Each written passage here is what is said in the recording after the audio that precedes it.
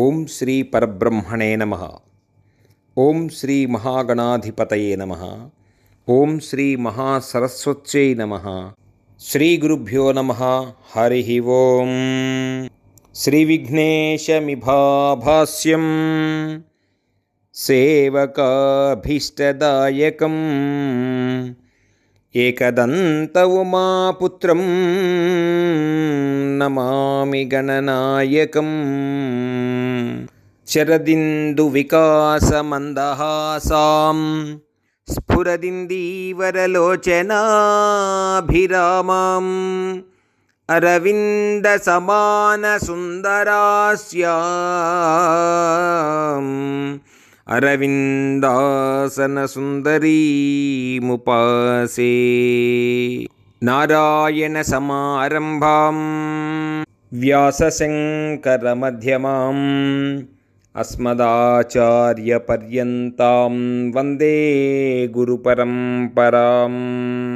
నారాయణం నమస్కృత్య నరం చైవ నరోత్తమం దేవీం సరస్వతీం వ్యాసం తతో జయముదీరయేత్.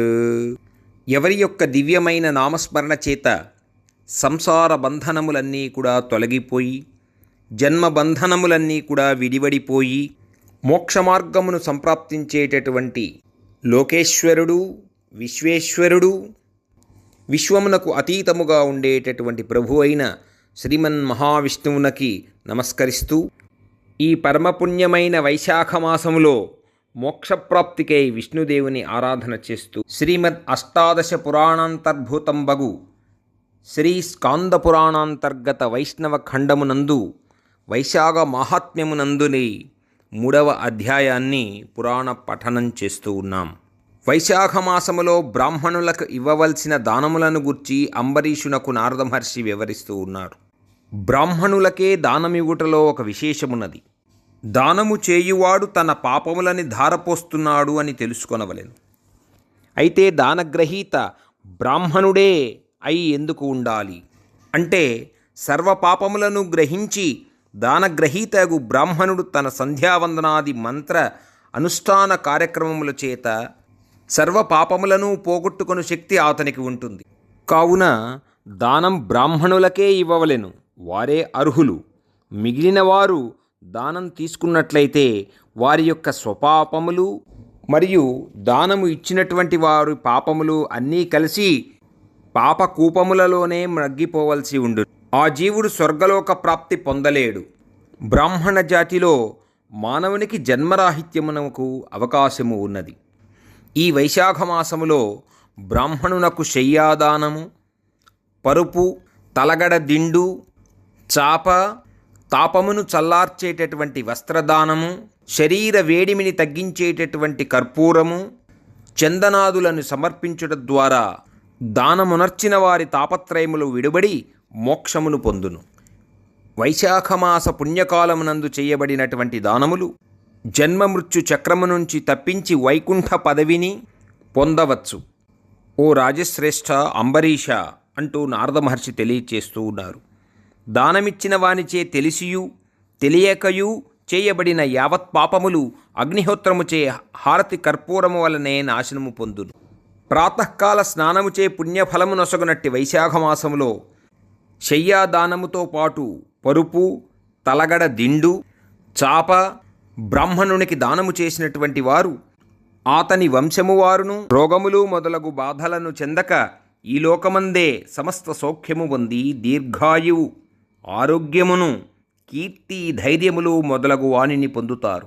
ఓ రాజశ్రేష్ఠ అంబరీష, ఇలాంటి పుణ్యప్రదమైనటువంటి వైశాఖ మాసములో చేసినటువంటి దానముల వలన మాటిమాటికి సుఖము గలవాడగుచును, భోగములు గలవాడగుచును, ధర్మమునందు ఆసక్తి గలవాడగుచును, 7 జన్మల పర్యంతము సమస్త దిక్కులయందు దిగ్విజయము కలిగినటువంటి వాడయి జన్మాంతరమున 7 తరముల వారితో కూడి బ్రహ్మలోకములో నివసించును.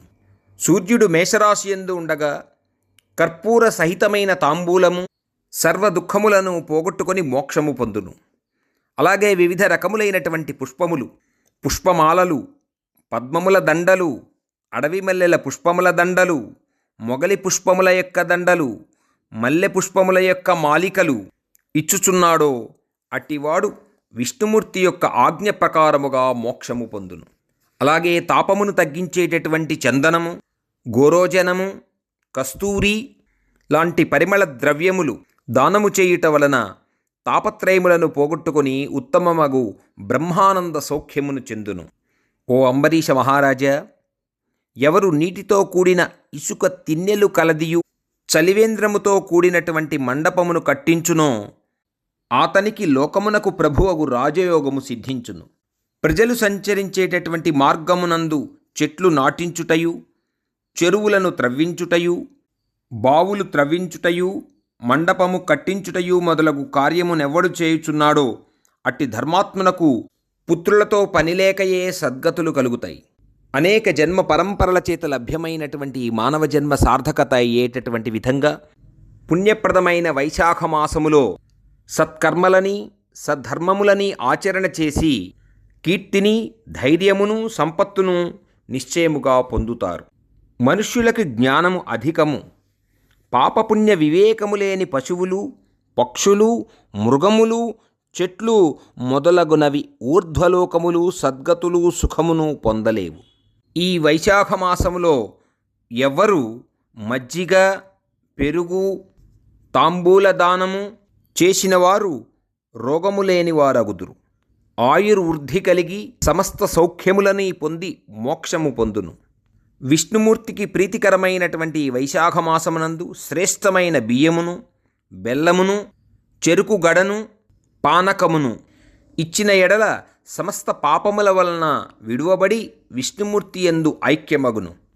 చక్కగా పండిన మామిడి పండ్ల రసమును కలిపినట్టి పండ్ల పానకమును ఇచ్చిన ఎడల వారి పితృదేవతలు అమృతపానము చేసినట్లుగా సంతోషిస్తారు. యజ్ఞో వై విష్ణు అని తెలియచేశారు గనక యజ్ఞములకు ఉపయుక్తమైనటువంటి తేజోస్వరూపమైన ఆవు నెయ్యిని బ్రాహ్మణునకు దానమిచ్చినటువంటి వాడు అశ్వమేధయాగం చేసినటువంటి ఫలమును పొంది సంపూర్ణమైనటువంటి ఆయుర్దాయమును పొంది సమస్త యజ్ఞములు చేసిన ఫలితాన్ని పొంది జన్మాంతరమున వైకుంఠ పదవిని పొందును. ఇతి శ్రీ స్కాంద పురాణాంతర్గత వైష్ణవఖండ శ్రీ వైశాఖ మాహాత్మ్యం దాన నిరూపణం నామ తృతీయోధ్యాయం సమాప్తః. స్వస్తి ప్రజాభ్యః పరిపాలయంతాం న్యాయేన మార్గేణ మహిం మహీషాః. గోబ్రాహ్మణేభ్యः శుభమస్తు నిత్యం. లోకా సమస్తాః సుఖినో భవంతు.